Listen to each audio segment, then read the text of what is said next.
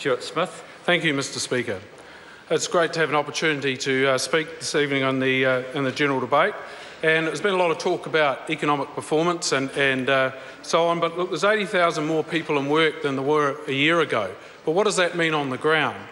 Well, Mr Speaker, in Kaikoura, just recently I was talking to some businesses down there who are claiming they've had their best year ever in business. And those businesses are doing well, and that's actually employing lots of people. It's that level that employment is growing in New Zealand, rather than keeping something like the hillside workshops, which is no longer relevant to New Zealand's economy and in business. Well, if it was, it would still be in business. Yeah, we have an inflation rate of less than 1%. I mean, that's significantly lower. We're in a unique economic position where we've got economic growth but low inflation, and that's quite unusual. And we are actually adjusting our economy to it. It's fantastic. Mr Speaker, I want to talk a little bit about housing, which has been discussed a lot lately, and it seems to be a triumph of ideology over good sense, where the debate's swinging on who owns the houses rather than having a house for people to live in. If you don't have a house in the social housing area, you don't really care who you're renting it off or who you're getting it to. Not you, Mr Speaker, of course. No, that's right. The person concerned. So, Mr Speaker, I think the main point is that you actually that those people do have a place to live in, and that's why re-looking at the whole system is a much better way of going about it, and I'm proud to be part of that. But, Mr Speaker, I want to talk a little bit about, in relation to that, the RMA matters in how houses are being built and how new developments are going on.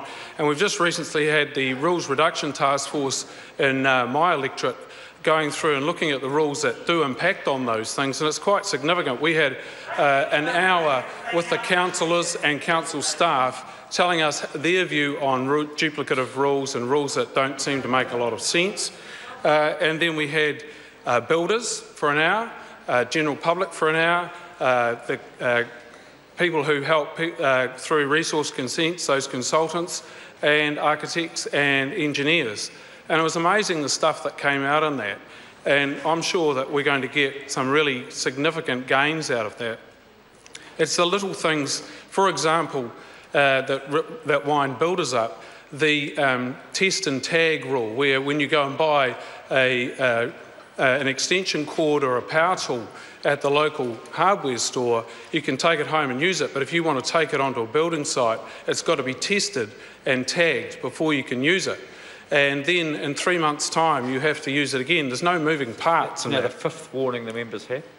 Oh, was it? Okay.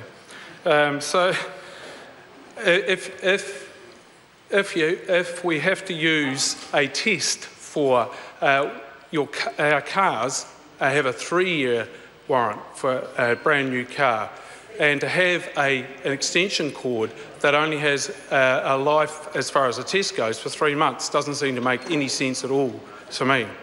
So it's time those sorts of rules were dealt with. The sooner the better.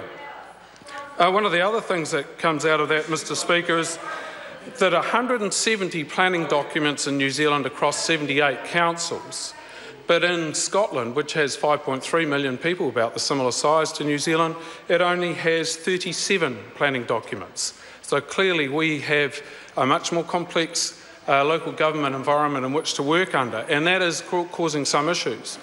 Certainly in the Marlborough Sounds, where over 78% of New Zealand's aquaculture is based, in the council's long-term plan, they are considering or mooting that all aquaculture farms go to a discretionary activity. In the past, that they hadn't been under that regime, and that will mean that they all run out in 2024. There's some doubt that the council will actually have the resources to deal with it, and even if they do, it's going to cost those marine farmers $20 million just to go through the process. And when 98% of those consents will more than likely just roll over anyway. So those sorts of things we need to have a really hard look at to ensure that we're not just wasting members, ratepayers' money and stopping businesses from developing. Thank you, Mr. Speaker.